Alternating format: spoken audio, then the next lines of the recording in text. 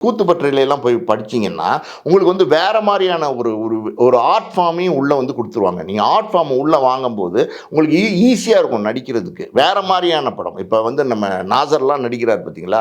நாசர்லாம் இன்னைக்கு நெறைய படங்கள் கமர்ஷியலா வில்லனா நடிக்க ஆரம்பிச்சார். நாசருடைய கதாபாத்திரங்கள்லாம் நீங்க உன்னிப்பா பார்த்தீங்கன்னா, நெறைய நல்ல நல்ல கதாபாத்திரங்களா நடிச்சிருப்பாரு. அந்த மாரி கதாபாத்திரங்களை கரெக்ட்டா, ஷார்ப்பா அத ஹேண்டில் பண்ணி நடிச்சிருப்பாரு. நாயகன். நாயகன் மட்டும் இல்ல, இன்னும் நெறைய படங்கள் சொல்லலாம். இப்ப நாசர்லாம் பார்த்தீங்கன்னா, அவதாரம்லாம் பார்த்தீங்கன்னா, வேற மாரி இருக்கும். அந்த மாரி வந்து இந்த கூத்துப்பற்ற இந்த மாரி டிராமாலேருந்து வந்தவங்க. அன்றைய காலத்தில பிரபலமான பல நடிகர்கள் வந்து டிராமாலேருந்து வந்தவங்க. அதுக்கப்புறம் கூத்துப்பற்றையிலேருந்து கத்துக்கிட்டு வந்தவங்கலாம் இருக்காங்க பார்த்தீங்களா, அவங்களுக்கு வேற ஒரு ஒரு ஒரு உணர்வு உள்ளுக்குள்ள அந்த இருக்கும். வரிசையில வந்தவர் தான் விமல் அவர்கள். யாரு? அந்த வரிசையில வந்தவர் தான் விமல். ஆனா எப்படின்னா, எந்த வரிசையில வந்தாலும் சினிமா என்பது, அந்த மீடியா என்பது ரொம்ப வைடர் மீடியா. அந்த மீடியா என்பது பல கோடிக்கணக்கான மக்கள் வந்து அந்த படத்த பார்த்து கொண்டாடணும். உங்கள வந்து ஸ்டாரா ஏத்துக்கணும்.